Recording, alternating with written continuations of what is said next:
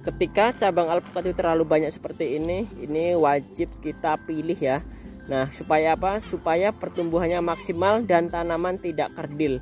Karena kebanyakan ketika terlalu banyak cabang itu tanaman malah justru terhambat pertumbuhannya. Sehingga kita harus memilih ranting-ranting yang terbaik untuk kita gunakan sebagai cabang utamanya ya. Maka dari itu saksikan terus video kali ini, jangan lupa di subscribe. Assalamualaikum warahmatullahi wabarakatuh. Kembali lagi ke channel saya Adi Nur Prayogi. Sore ini alhamdulillah ada sedikit hujan, bisa membasahi kebun alpukat kita ya. Baru 7 minggu ya nggak kita review, ternyata cabenya sudah lumayan tinggi-tinggi teman-teman ya. Dari mulai kemarin segini kurang lebihnya 10 cm, sekarang hampir 20-an cm ya, 20 cm lebih, dan sudah mulai bercabang tentunya. Nah, jadi pada kesempatan kali ini kita akan membuangi tunas-tunas yang tidak berguna atau yang kecil-kecil pada pohon alpukat kita ya. Supaya apa? Supaya pertumbuhan pohon alpukat kita itu makin optimal dan tentunya makin bagus ya. Karena cabang-cabang kecil itu harus kita buangin, namun jangan asal buang ya, karena ada kriteria tertentu cabang-cabang yang harus kita buang. Jadi nggak semua cabang itu bisa kita buang atau boleh kita buang ya. Takutnya nanti kalau kita salah dalam membuang tunasnya, itu justru akan memperjelek atau memperburuk bentuk tajuk dari pohon alpukat kita. Nah, bagaimana prosesnya? Yuk saksikan terus video kali ini. Jangan lupa di subscribe bagi yang belum subscribe. Alhamdulillah ya teman-teman ya, di tengah-tengah musim kemarau masih dapat kiriman hujan ya. Bisa lumayan menyejukkan perlandangan atau perkebunan dari alpukat kita ya. Nah, ini teman-teman, ini cabainya kemarin yang sempat kita review 1 minggu yang lalu, sekarang alhamdulillah sudah mulai tinggi-tinggi ya. Beberapa yang di bawah juga sudah mulai membentuk cabang ya. Nah, tinggal PR-nya bagaimana supaya cabai kita tidak keriting ya tentunya ya, yaitu dengan penyiramannya optimal, pembersihan dari gulma, dan tentunya perawatan dari hama maupun penyakitnya teman-teman ya. Nah, ini pohon alpukat yang kita tanam kurang lebihnya sekitar habis lebaran Idul Fitri kemarin ya. Kemarin kita tanam ketinggiannya kurang lebihnya sekitar 40-an cm sampai 50 cm. Sekarang rata-rata sudah 1 meteran ya. Nah, ini teman-teman ya, ini kemarin kita tanam 40 cm. Kalau itu yang besar-besar itu kemarin sulaman ya, ada yang batang yang besar tersiu di sana, itu sulaman ya. Kalau yang ini kita tanam kurang lebih 50-an cm ya, 50-an cm, batang kurang lebih setelunjuk tangan ya, kurang sudah ketinggiannya 1 meter lebih ya. Nah, sekarang kita akan membuangi tunas-tunas yang tidak optimal atau yang bisa memperjelek pertumbuhan pohon alpukat kita teman-teman ya. Nah, kita mulai dari alpukat niki nih ya. Nah, ini teman-teman ya, ini jadi ketika percabangan seperti ini ada bagian-bagian cabang yang harus kita buang. Contohnya seperti ini. Ini yang kecil-kecil ini sebaiknya kita buang saja karena dia tidak akan optimal juga ya, dan tidak akan juga menjadi cabang yang produktif. Ini ya, ini kita buang ya. Nih, ini kecil ini kita buang. Nah, kita buang saja. Kalau kecil kita buang pakai tangan masih bisa, cuman kalau besar jangan kita buang pakai tangan ya. Ini juga ya, ini kita buang juga karena di bagian bawah sudah banyak cabang-cabang yang berguna. Kalau yang besar seperti ini, kalau teman-teman bisa manfaatkan sebagai entres untuk perbanyakkan tanaman, itu bisa ya. Nah, yang penting syaratnya tanaman itu valid keasliannya ya. Jadi nggak masalah belum berbuah pun untuk entres ya sebenarnya ya. Cuman terkadang kita kurang yakin atau kurang percaya diri, yaitu nggak masalah, kembali lagi ke diri kita masing-masing ya. Kalau saya sendiri biasanya menggunakan entres yang sudah berbuah atau minimal berbunga ya, karena untuk meyakinkan para customer kita. Nah, ini yang kecil-kecil ini buang saja teman-teman ya. Ini kecil-kecil buang saja, biarkan cabang-cabang yang bagus dia bisa bertahan. Nah, kita buang saja.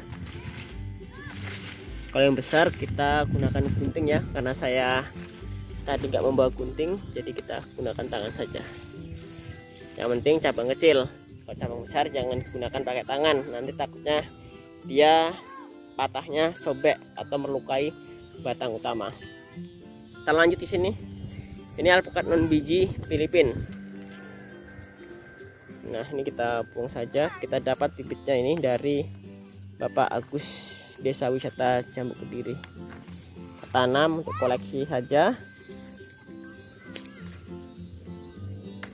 Ya, kita buang saja. Yang atas juga, yang kecil-kecil kita buang. Nih.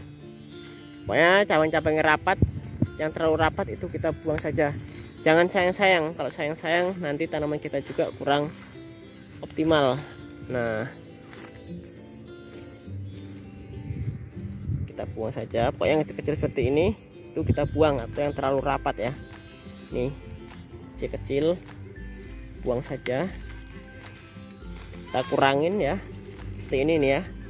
Ini ada yang besar, ada yang kecil, ini buang saja teman-teman ya.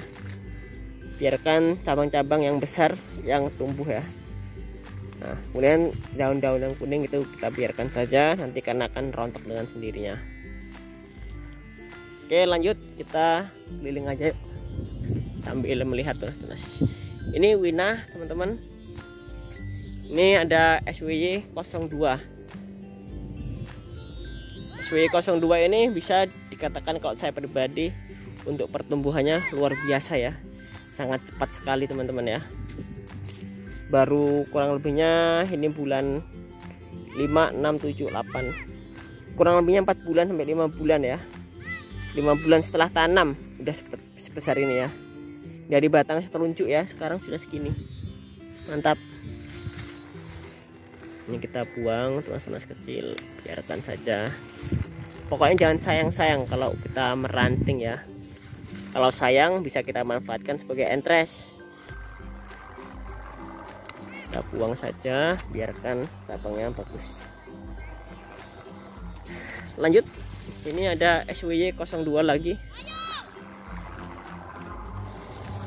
Nah, ini dia. Nah, ini ranting yang nggak ada daunnya juga kita buang ya. Biasanya itu ranting-ranting kecil-kecil itu dia akan kalah seperti itu. Ujungnya rantingnya nggak ada daunnya. Dia akan memakan hasil fotosintesis, cuman dia nggak menghasilkan fotosintesis, maka itu kita buang saja. Kalau banyak apa telaten. Nah, kalau banyak ya kita memperkerjakan, kalau kita sendiri tidak bisa menangani ya. Supaya apa? Supaya pertumbuhannya optimal. Ya sebenarnya nggak kita buang pun juga dia bisa tumbuh ya.